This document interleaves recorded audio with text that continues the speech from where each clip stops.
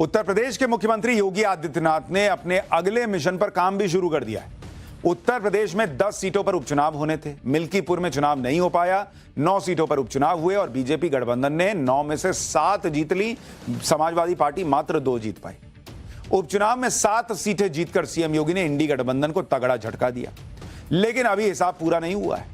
योगी आदित्यनाथ का अगला टारगेट है मिल्कीपुर उपचुनाव। योगी आदित्यनाथ मिल्कीपुर उपचुनाव की तैयारियों को व्यक्तिगत तौर पर अब मॉनिटर कर रहे हैं। अखिलेश यादव से लेकर राहुल गांधी और ओवैसी तक सारे नेता संभल हिंसा पर राजनीति करने में बिजी, संभल के मुद्दे को बड़ा बनाने की कोशिश कर रहे हैं। और इधर योगी आदित्यनाथ ने मिल्कीपुर उपचुनाव के लिए मंत्रियों की फौज उतार दी है। यूपी उपचुनाव में करारी हार के बाद वैसे भी समाजवादी पार्टी बैकफुट पर दिख रही है। कांग्रेस तो उपचुनाव में एक भी सीट लड़ी भी नहीं थी, क्योंकि अखिलेश ने कांग्रेस को भाव ही नहीं दिया, सीट ही नहीं दी। ऐसे में अब मिल्कीपुर में सीधा मुकाबला बीजेपी और समाजवादी पार्टी में। आप देखिए कि यूपी में किस तरह से विपक्ष अलग अलग मुद्दों पर फंसा हुआ है और क्यों मिल्कीपुर का चुनाव इतना इंपॉर्टेंट है। अखिलेश यादव संभल पर लगातार बयानबाजी कर रहे हैं, संभल मुद्दे पर हिंदू मुसलमान की राजनीति कर रहे हैं। संभल हिंसा के आरोपियों से सपा नेता जेल में मिल रहे हैं। समाजवादी पार्टी आरोपियों को अच्छा वकील देने का वादा कर रही है। कांग्रेस नेता भी संभल के मुद्दे पर प्रोटेस्ट कर रहे हैं। लोकसभा में संभल के मुद्दे पर चर्चा की मांग हो रही है। संभल मुद्दे पर ओवैसी कोर्ट पर ही सवाल उठा दे रहे हैं। यानी कुल मिलाकर विपक्ष के एजेंडे से मिल्कीपुर उपचुनाव अभी गायब दिख रहा है। उनको तो संभल के पत्थरबाजों की चिंता है भाई, चाहे अखिलेश हो या फिर राहुल गांधी या फिर ओवैसी। संभल के मुद्दे पर योगी सरकार और वो बीजेपी को घेरने में जुटे। दूसरी तरफ सीएम योगी संभल में संवेदनशीलता के साथ एक्शन ले रहे हैं और साथ ही मिल्कीपुर उपचुनाव की तैयारी में भी जुट गए। अयोध्या की मिल्कीपुर सीट, जिन्हें नहीं पता, यह मिल्कीपुर सीट अयोध्या की है और यह बीजेपी के लिए नाक का सवाल बन गई है। लोकसभा चुनाव में अयोध्या में बीजेपी की हार हुई थी। हालांकि सीट तो लोकसभा की फैजाबाद थी, लेकिन चूंकि अयोध्या भी उसमें आती है तो लोगों को बड़ा झटका लगा जब बीजेपी फैजाबाद हार गई। समाजवादी पार्टी के अवधेश प्रसाद अयोध्या से ही जीते थे। बीजेपी की हार पर समाजवादी पार्टी और कांग्रेस ने जमकर तंज कसा। राहुल गांधी ने कहा कि हमने हिंदुत्व को हरा दिया। अखिलेश यादव तो अयोध्या के सांसद अवधेश प्रसाद को ट्रॉफी की तरह लेकर घूमते रहते हैं हर जगह, ताकि बीजेपी को याद दिलाए कि देखो अयोध्या वालों ने तुमको वोट नहीं दिया। अब मिल्कीपुर उपचुनाव में जीत हासिल करके सीएम योगी लोकसभा चुनाव का यही हिसाब बराबर करना चाहते हैं। यह मैसेज भी देना चाहते हैं कि लोकसभा चुनाव में जो हुआ वो तुक्का था और बार बार नहीं होने वाला। इसलिए मुख्यमंत्री योगी ने मिल्कीपुर के लिए मंत्रियों की पूरी फौज उतार दी। भाई आप देखिए ना, कैबिनेट मंत्री सूर्य प्रताप शाही को अयोध्या का प्रभारी बनाया गया है। खेल मंत्री गिरीश यादव, खाद्य मंत्री सतीश शर्मा, राज्य मंत्री मयंकेश्वर शरण सिंह को मिल्कीपुर की जिम्मेदारी दे दी गई। मिल्कीपुर उपचुनाव को लेकर मुख्यमंत्री योगी ने मंत्रियों के अलग अलग टास्क भी तय कर दिए। पिछले ही हफ्ते सीएम योगी ने मंत्रियों के साथ बैठक में मिल्कीपुर के लिए ब्लूप्रिंट तैयार किया। सीएम योगी ने मंत्रियों से कह दिया कि चुनाव आयोग कभी भी मिल्कीपुर में उपचुनाव का ऐलान कर सकता है। सभी मंत्री और संगठन के पदाधिकारी अभी से तैयारी में जुट जाएं। सभी मंत्री विपक्ष के पीडीए वाले नैरेटिव की सच्चाई जनता को बताएं। संविधान, आरक्षण, खटाखट योजना जैसे मुद्दों पर जनता को जागरूक करें। सीएम योगी ने यह भी कहा कि पार्टी कार्यकर्ताओं की अनदेखी नहीं होनी चाहिए। यूपी में 10 सीटों पर उपचुनाव होने थे, जिसमें से 9 सीटों पर 20 नवंबर को वोटिंग हुई थी, लेकिन मिल्कीपुर में उपचुनाव नहीं हो पाया था। दरअसल 2022 के विधानसभा चुनाव में मिल्कीपुर से सपा के अवधेश प्रसाद जीते थे। अवधेश प्रसाद ने बीजेपी उम्मीदवार बाबा गोरखनाथ को हराया था। चुनाव के बाद बाबा गोरखनाथ ने अवधेश प्रसाद के खिलाफ याचिका दाखिल कर दी और आरोप लगाया कि नामांकन के दौरान अवधेश प्रसाद ने एक्सपायरी डेट का नोटरी दाखिल की, जबकि नियम है कि अगर नोटरी एक्सपायरी डेट की है तो नामांकन रद्द कर दिया जाता है। इसी मुद्दे पर लखनऊ हाईकोर्ट में बाबा गोरखनाथ ने याचिका दाखिल की। इसी वजह से मिल्कीपुर में उपचुनाव नहीं हो पाया, लेकिन अब उपचुनाव का रास्ता साफ हो गया। बीजेपी नेता बाबा गोरखनाथ ने अपनी याचिका ही वापस ले ली। इसी के साथ केस डिसमिस हो गया। हाईकोर्ट के इस आदेश की कॉपी चुनाव आयोग को भी भेजी जाएगी। उसके बाद चुनाव आयोग उपचुनाव तय करेगा कि मिल्कीपुर में उपचुनाव होने कब है। कोई भी सीट खाली होती है तो 6 महीने के अंदर चुनाव कराया जाता है। 12 दिसंबर को 6 महीने की समय सीमा पूरी हो रही है। चर्चा है कि जनवरी में चुनाव आयोग मिल्कीपुर उपचुनाव करवा सकता है। उपचुनाव की सारी तैयारी योगी सरकार पूरी भी करे बैठी है। इंतजार है कि चुनाव आयोग तारीख की बस घोषणा कर दे। मिल्कीपुर विधानसभा में जातिगत समीकरणों को साधने के लिए बीजेपी पूरी तैयारी कर रही है। पीएम मोदी का नारा एक है तो सेफ है। और सीएम योगी का नारा बटेंगे तो कटेंगे का यहां भी असर दिख सकता है। पीएम मोदी और सीएम योगी लगातार कह रहे हैं कि हिंदुओं को एक होना होगा, जात पात भूलकर सभी को एकजुट होकर रहना होगा, तभी सबकी तरक्की होगी। मिल्कीपुर में बीजेपी इन दोनों ही नारों का इस्तेमाल कर सकती है और इसी के दम पर यहां का जातिगत समीकरण साधने की कोशिश कर रही है। क्योंकि अगर आप मिल्कीपुर का समीकरण देखें, यहां 65,000 के करीब यादव मतदाता है, 60,000 पासी वोटर है, गैर पासी दलित 50,000 है और 50,000 ब्राह्मण वोटर है, 8,000 मौर्य वोटर हैं, 25,000 क्षत्रिय, मुस्लिम 35,000 बाकी अन्य जातियों के वोटर हैं। यानी कुल मिलाकर करीब 3.5 लाख मतदाता यहां मिल्कीपुर में। अयोध्या से समाजवादी पार्टी के सांसद अवधेश प्रसाद दलित समुदाय से हैं। मिल्कीपुर उपचुनाव में अखिलेश ने अवधेश प्रसाद के बेटे अजीत प्रसाद को कैंडिडेट बनाया है। दलित गैर दलित पासी वोट के लिए अखिलेश ने अवधेश के बेटे पर दांव लगाया। दूसरी तरफ बीजेपी हिंदुओं को एकजुट करने में जुट गई है। अगर पीएम मोदी और सीएम योगी के नारों का असर हुआ और हिंदुओं ने एकजुट होकर मतदान कर दिया तो मिल्कीपुर में भी बीजेपी की एक तरफा जीत हो सकती है। मिल्कीपुर उपचुनाव में मायावती की बहुजन समाज पार्टी भी एक बड़ा फैक्टर बन गई है। मायावती ने फैसला किया है कि उनकी पार्टी उपचुनाव अब कोई लड़ेगी नहीं। 9 सीटों के उपचुनाव में बीएसपी लड़ी थी, वहां प्रदर्शन अच्छा नहीं हुआ तो मायावती ने कहा कि निष्पक्ष चुनाव होने रहे तो मैं उपचुनाव नहीं लड़ूंगी। अब कोई उपचुनाव नहीं लड़ेंगी, चुनाव लड़ेंगी। खैर, मायावती के इस फैसले से मिल्कीपुर का उपचुनाव दिलचस्प हो गया। मिल्कीपुर में करीब 50,000 गैर पासी दलित वोटर है जो बीएसपी का वोटर माना जाता है। 2022 के विधानसभा चुनाव में बीएसपी को मिल्कीपुर में 14,427 वोट मिले थे। 2022 में अवधेश प्रसाद 13,338 वोट से ही मिल्कीपुर जीते थे। इसी साल हुए लोकसभा चुनाव में फैजाबाद से बीएसपी को 46,407 वोट मिले थे। इसके अलावा चंद्रशेखर आजाद भी मिल्कीपुर में गेम चेंजर साबित हो सकते हैं। चंद्रशेखर आजाद ने 9 सीटों पर हुए उपचुनाव में 2 सीटों पर बीएसपी से ज्यादा वोट हासिल किए थे। चंद्रशेखर आजाद अगर अपना कैंडिडेट उतारते हैं तो मामला और टाइट हो सकता है।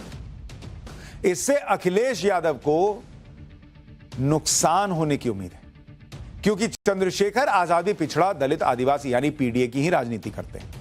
यानी एक तरफ अखिलेश यादव के लिए मिल्कीपुर में मुश्किल बढ़ती दिख रही है, दूसरी तरफ पीएम मोदी और सीएम योगी की जोड़ी है जो एक है तो सेफ है और बटेंगे तो कटेंगे जैसे नारों से एकजुटता का संदेश दे। उत्तर प्रदेश के मुख्यमंत्री योगी आदित्यनाथ ने अपने अगले मिशन पर काम भी शुरू कर दिया है। उत्तर प्रदेश में 10 सीटों पर उपचुनाव होने थे, मिल्कीपुर में चुनाव नहीं हो पाया, 9 सीटों पर उपचुनाव हुए और बीजेपी गठबंधन ने 9 में से 7 जीत ली, समाजवादी पार्टी मात्र 2 जीत पाई। उपचुनाव में 7 सीटें जीतकर सीएम योगी ने इंडी गठबंधन को तगड़ा झटका दिया, लेकिन अभी हिसाब पूरा नहीं हुआ है। योगी आदित्यनाथ का अगला टारगेट है मिल्कीपुर उपचुनाव।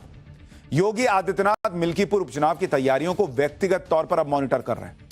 अखिलेश यादव से लेकर राहुल गांधी और ओवैसी तक सारे नेता संभल हिंसा पर राजनीति करने में बिजी हैं। संभल के मुद्दे को बड़ा बनाने की कोशिश कर रहे हैं और इधर योगी आदित्यनाथ ने मिल्कीपुर उपचुनाव के लिए मंत्रियों की फौज उतार दी है। यूपी उपचुनाव में करारी हार के बाद वैसे भी समाजवादी पार्टी बैकफुट पर दिख रही है। कांग्रेस तो उपचुनाव में एक भी सीट लड़ी भी नहीं थी, क्योंकि अखिलेश ने कांग्रेस को भाव ही नहीं दिया, सीट ही नहीं दी। ऐसे में अब मिल्कीपुर में सीधा मुकाबला बीजेपी और समाजवादी पार्टी में है। आप देखिए कि यूपी में किस तरह से विपक्ष अलग अलग मुद्दों पर फंसा हुआ है और क्यों मिल्कीपुर का चुनाव इतना इंपॉर्टेंट है। अखिलेश यादव संभल पर लगातार बयानबाजी कर रहे हैं, संभल मुद्दे पर हिंदू मुसलमान की राजनीति कर रहे हैं, संभल हिंसा के आरोपियों से सपा नेता जेल में मिल रहे हैं, समाजवादी पार्टी आरोपियों को अच्छा वकील देने का वादा कर रही है, कांग्रेस नेता भी संभल के मुद्दे पर प्रोटेस्ट कर रहे हैं, लोकसभा में संभल के मुद्दे पर चर्चा की मांग हो रही है, संभल मुद्दे पर ओवैसी कोर्ट पर ही सवाल उठा दे रहे हैं। यानी कुल मिलाकर विपक्ष के एजेंडे से मिल्कीपुर उपचुनाव अभी गायब दिख रहा है। उनको तो संभल के पत्थरबाजों की चिंता है भाई, चाहे अखिलेश हो या फिर राहुल गांधी या फिर ओवैसी, संभल के मुद्दे पर योगी सरकार और वो बीजेपी को घेरने में जुटे। दूसरी तरफ सीएम योगी संभल में संवेदनशीलता के साथ एक्शन ले रहे हैं और साथ ही मिल्कीपुर उपचुनाव की तैयारी में भी जुट गए। अयोध्या की मिल्कीपुर सीट, जिन्हें नहीं पता, यह मिल्कीपुर सीट अयोध्या की है और यह बीजेपी के लिए नाक का सवाल बन गई है। लोकसभा चुनाव में अयोध्या में बीजेपी की हार हुई थी। हालांकि सीट तो लोकसभा की फैजाबाद थी, लेकिन चूंकि अयोध्या भी उसमें आती है तो लोगों को बड़ा झटका लगा जब बीजेपी फैजाबाद हार गई। समाजवादी पार्टी के अवधेश प्रसाद अयोध्या से ही जीते थे। बीजेपी की हार पर समाजवादी पार्टी और कांग्रेस ने जमकर तंज कसा। राहुल गांधी ने कहा कि हमने हिंदुत्व को हरा दिया। अखिलेश यादव तो अयोध्या के सांसद अवधेश प्रसाद को ट्रॉफी की तरह लेकर घूमते रहते हैं हर जगह, ताकि बीजेपी को याद दिलाएं कि देखो अयोध्या वालों ने तुमको वोट नहीं दिया। अब मिल्कीपुर उपचुनाव में जीत हासिल करके सीएम योगी लोकसभा चुनाव का यही हिसाब बराबर करना चाहते हैं।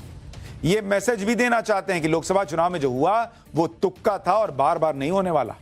इसलिए मुख्यमंत्री योगी ने मिल्कीपुर के लिए मंत्रियों की पूरी फौज उतार दी। भाई आप देखिए ना, कैबिनेट मंत्री सूर्य प्रताप शाही को अयोध्या का प्रभारी बनाया गया है। खेल मंत्री गिरीश यादव, खाद्य मंत्री सतीश शर्मा, राज्य मंत्री मयंकेश्वर शरण सिंह को मिल्कीपुर की जिम्मेदारी दे दी गई। मिल्कीपुर उपचुनाव को लेकर मुख्यमंत्री योगी ने मंत्रियों के अलग अलग टास्क भी तय कर दिए।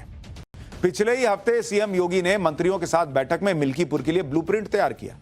सीएम योगी ने मंत्रियों से कह दिया कि चुनाव आयोग कभी भी मिल्कीपुर में उपचुनाव का ऐलान कर सकता है। सभी मंत्री और संगठन के पदाधिकारी अभी से तैयारी में जुट जाएं। सभी मंत्री विपक्ष के पीडीए वाले नैरेटिव की सच्चाई जनता को बताएं। संविधान, आरक्षण, खटाखट योजना जैसे मुद्दों पर जनता को जागरूक करें। सीएम योगी ने यह भी कहा कि पार्टी कार्यकर्ताओं की अनदेखी नहीं होनी चाहिए। यूपी में 10 सीटों पर उपचुनाव होने थे, जिसमें से 9 सीटों पर 20 नवंबर को वोटिंग हुई थी, लेकिन मिल्कीपुर में उपचुनाव नहीं हो पाया था। दरअसल 2022 के विधानसभा चुनाव में मिल्कीपुर से सपा के अवधेश प्रसाद जीते थे। अवधेश प्रसाद ने बीजेपी उम्मीदवार बाबा गोरखनाथ को हराया था। चुनाव के बाद बाबा गोरखनाथ ने अवधेश प्रसाद के खिलाफ याचिका दाखिल कर दी और आरोप लगाया कि नामांकन के दौरान अवधेश प्रसाद ने एक्सपायरी डेट का नोटरी दाखिल की, जबकि नियम है कि अगर नोटरी एक्सपायरी डेट की है तो नामांकन रद्द कर दिया जाता है। इसी मुद्दे पर लखनऊ हाईकोर्ट में बाबा गोरखनाथ ने याचिका दाखिल की। इसी वजह से मिल्कीपुर में उपचुनाव नहीं हो पाया, लेकिन अब उपचुनाव का रास्ता साफ हो गया। बीजेपी नेता बाबा गोरखनाथ ने अपनी याचिका ही वापस ले ली। इसी के साथ केस डिसमिस हो गया। हाईकोर्ट के इस आदेश की कॉपी चुनाव आयोग को भी भेजी जाएगी। उसके बाद चुनाव आयोग उपचुनाव तय करेगा कि मिल्कीपुर में उपचुनाव होने कब है। कोई भी सीट खाली होती है तो 6 महीने के अंदर चुनाव कराया जाता है। 12 दिसंबर को 6 महीने की समय सीमा पूरी हो रही है।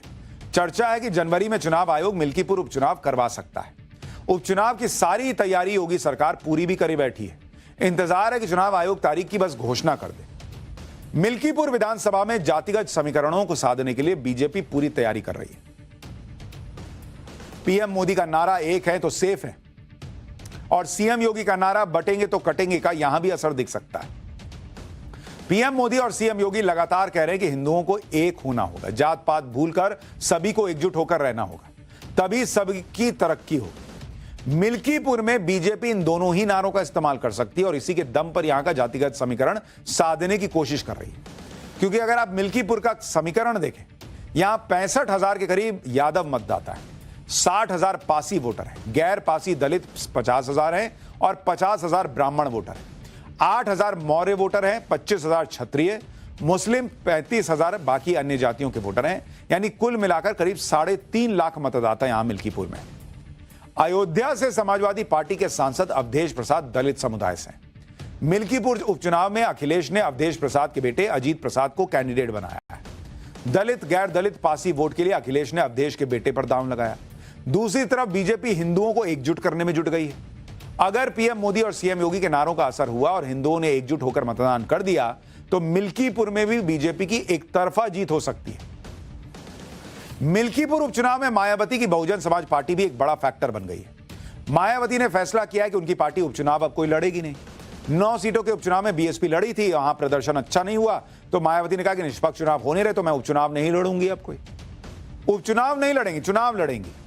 खैर, मायावती के इस फैसले से मिल्कीपुर का उपचुनाव दिलचस्प हो गया। मिल्कीपुर में करीब 50,000 गैर पासी दलित वोटर है जो बीएसपी का वोटर माना जाता है। 2022 के विधानसभा चुनाव में बीएसपी को मिल्कीपुर में 14,427 वोट मिले थे। 2022 में अवधेश प्रसाद 13,338 वोट से ही मिल्कीपुर जीते थे। इसी साल हुए लोकसभा चुनाव में फैजाबाद से बीएसपी को 46,407 वोट मिले थे। इसके अलावा चंद्रशेखर आजाद भी मिल्कीपुर में गेम चेंजर साबित हो सकते हैं। चंद्रशेखर आजाद ने 9 सीटों पर हुए उपचुनाव में 2 सीटों पर बीएसपी से ज्यादा वोट हासिल किए थे। चंद्रशेखर आजाद अगर अपना कैंडिडेट उतारते हैं तो मामला और टाइट हो सकता है। इससे अखिलेश यादव को नुकसान होने की उम्मीद है, क्योंकि चंद्रशेखर आजाद भी पिछड़ा दलित आदिवासी यानी पीडीए की ही राजनीति करते हैं। यानी एक तरफ अखिलेश यादव के लिए मिल्कीपुर में मुश्किल बढ़ती दिख रही है, दूसरी तरफ पीएम मोदी और सीएम योगी की जोड़ी है जो एक है तो सेफ है और बटेंगे तो कटेंगे जैसे नारों से एकजुटता का संदेश दे